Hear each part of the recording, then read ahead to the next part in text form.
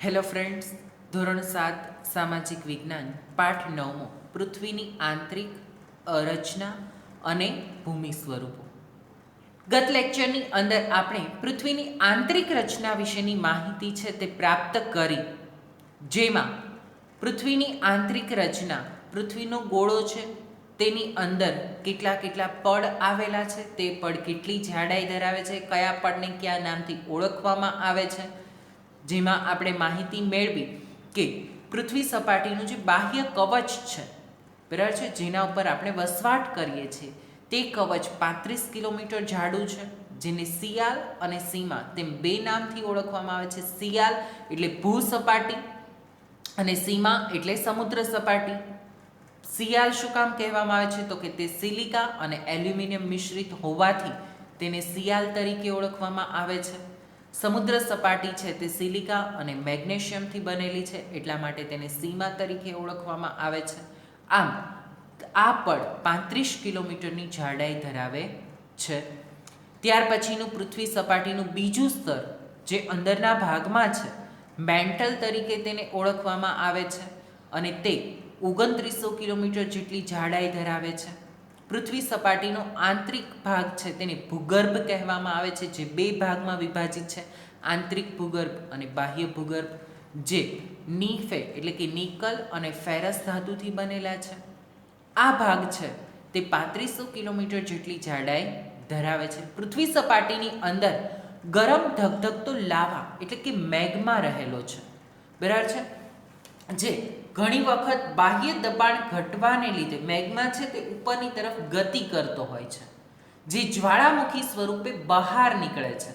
આ જ્વાળામુખી સ્વરૂપે મેગ્મા જ્યારે બહાર આવે છે ત્યારે બાહ્ય વાતાવરણથી તે તરત જ ઠંડો થઈ જાય છે અને તેના દ્વારા જે પથ્થરોનું નિર્માણ થાય છે અથવા તો જે ખડક તૈયાર થાય છે તેને અગ્નિકૃત ખડક કહેવામાં આવે છે, જે પણ બે ભાગમાં વિભાજિત છે, આંતરિક ખડક અને બાહ્ય ખડક, જેના વિશેની માહિતી આપણે ગયા લેક્ચરની અંદર લીધી છે કે જ્વાળામુખી બહાર આવતા સમયે પૃથ્વીના પોપડાના ઉપલા સ્તરની અંદર જ જે મેગ્મા ઠરી જાય છે, બરાબર છે, તે આંતરિક ખડક છે અને જે જ્વાળામુખી બહાર આવી જાય છે, બરાબર છે, અને ઉપરની સપાટી ઉપર આવ્યા પછી ઠરે છે અને તેના દ્વારા જે પથ્થરોનું નિર્માણ થાય છે તે મેગ્માને આંતરિક ખડક તરીકે બાહ્ય ખડક તરીકે ઓળખવામાં આવે છે.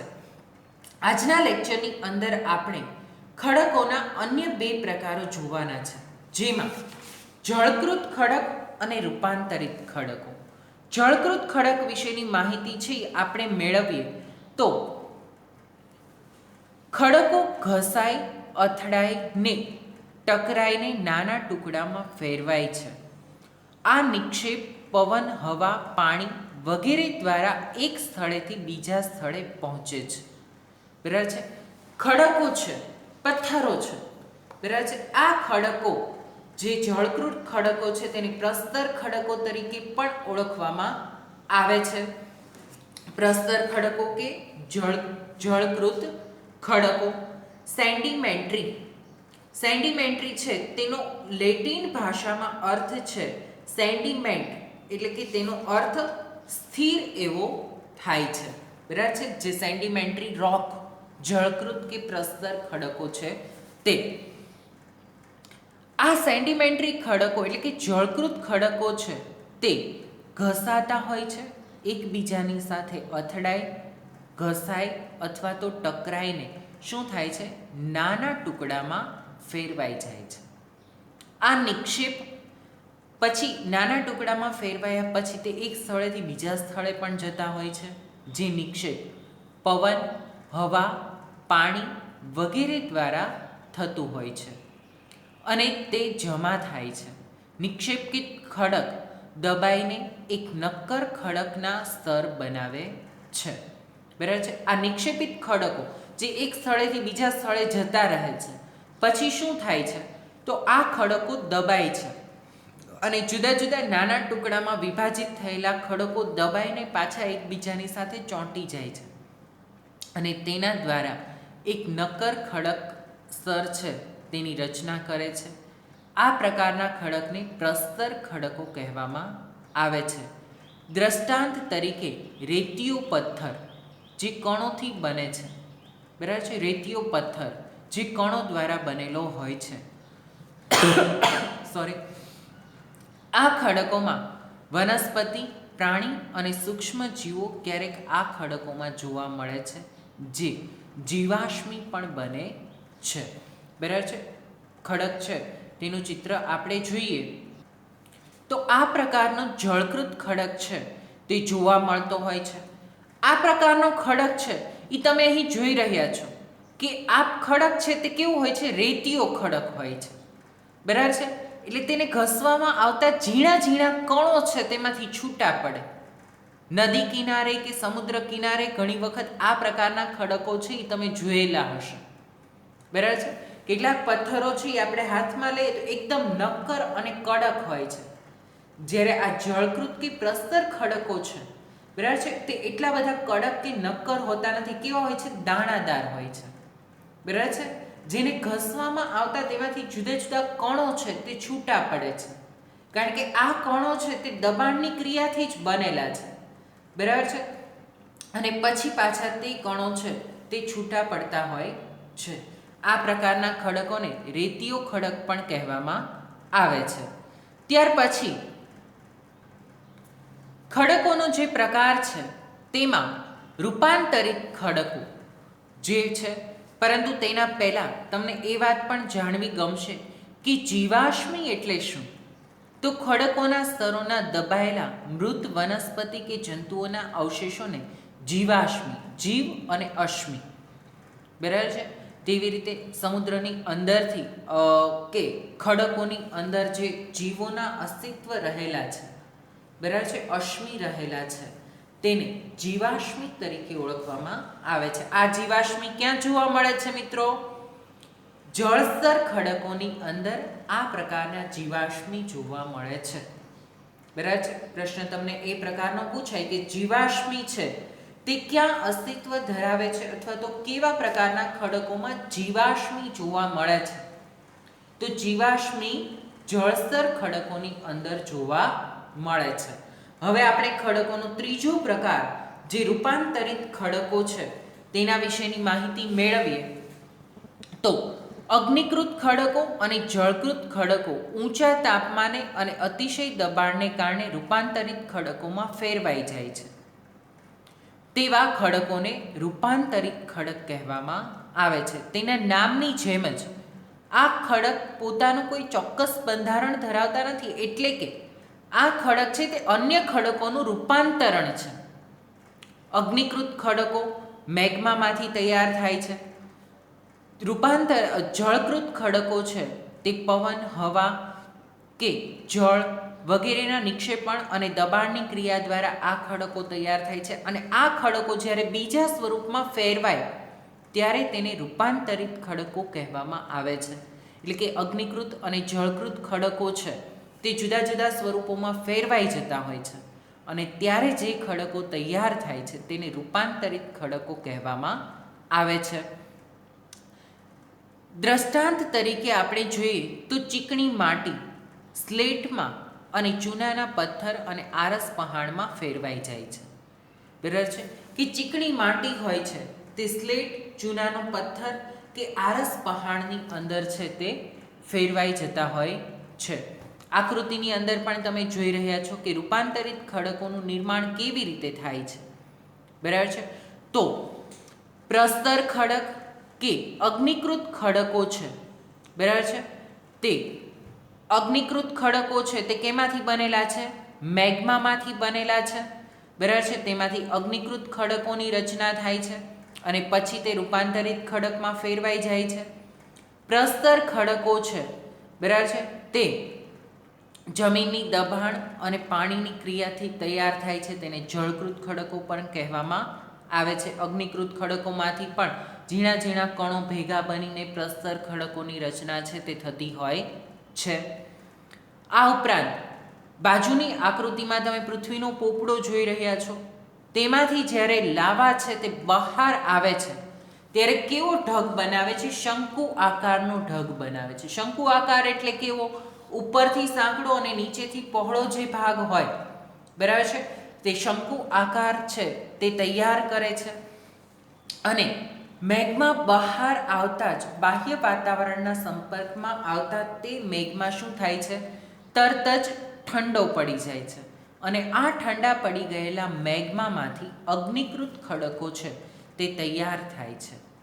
તમે જાણીને નવાઈ પામશો કે કેટલીક ચોક્કસ પરિસ્થિતિમાં એક પ્રકારના ખડક ચક્રીય પદ્ધતિથી બીજી પ્રકારમાં પરિવર્તિત થઈ જતા હોય છે. એટલે કે મેગ્મામાંથી જે અગ્નિકૃત ખડક છે તે ખડક પ્રસ્તર ખડકમાં ફેરફાર થઈ જાય છે, તેમાંથી તે રૂપાંતરિત ખડકોની અંદર પણ ફેરફાર છે તે થઈ જતા હોય છે. એટલે જુદા જુદા ખડકો છે તે અલગ અલગ પ્રકારના ખડકોમાં બદલાઈ જાય છે. એક ખડકમાંથી બીજા ખડકમાં પરિવર્તન થવાની આ પ્રક્રિયાને ખડક ચક્ર કહેવામાં આવે છે. બરાબર છે. બાહ્ય વાતાવરણની અસરના કારણે એક પ્રકારમાંથી બીજા પ્રકારમાં જ્યારે ખડકો છે તે રૂપાંતરિત થઈ જાય છે, બરાબર છે, તે રૂપાંતરિત થવાની અથવા તો ખડકોની પોતાનું બંધારણ બદલાવાની ક્રિયા છે તેને ખડક ચક્ર તરીકે ઓળખવામાં આવે છે. તમે જાણો છો કે પૃથ્વીનો મેઘમાં ઠંડો થઈ નક્કર અગ્નિકૃત ખડકો બની જાય છે. આ અગ્નિકૃત ખડકો નાના નાના ટુકડા રૂપે એક સ્થળેથી બીજા સ્થળે સ્થળાંતરિત થઈ પ્રસ્તર ખડકનું નિર્માણ થાય છે. બરાબર છે. મેઘમાં છે એ ઠંડો થાય, બરાબર છે, તેમાંથી અગ્નિકૃત ખડકોની રચના થાય છે. અગ્નિકૃત ખડકોની રચના થયા પછી એ અગ્નિકૃત ખડક છે તે એક સ્થળેથી બીજા સ્થળે નાના નાના કણ સ્વરૂપે છે તે ફરી જતો હોય છે, બરાબર છે, જેમાંથી પ્રસ્તર ખડકોનું નિર્માણ થાય છે. તાપમાન અને દબાણના કારણે અગ્નિકૃત ખડક અને પ્રસ્તર ખડક રૂપાંતરિત ખડકમાં ફરી બદલાઈ જાય છે. અતિશય તાપમાન અને દબાણના કારણે રૂપાંતરિત ખડક પુનઃ પીગળીને મેઘમાં પણ બની જાય છે. બરાબર છે. આ રૂપાંતરિત ખડક છે તે અતિશય તાપમાન એટલે કે પાછા રૂપાંતરિત ખડક જમીનની અંદર હોય, બરાબર છે, અને અતિશય ગરમીના લીધે તે મેગ્માના સ્વરૂપમાં પણ ફેરવાઈ જતા હોય છે. આ પ્રવાહી મેઘમાં ફરી ઠંડો થઈને નક્કર અગ્નિકૃત ખડકમાં ફેરવાઈ જાય છે. એટલે આ ચક્ર છે એ કેવું થાય છે, સતત ચાલુ રહે છે. બરાબર છે.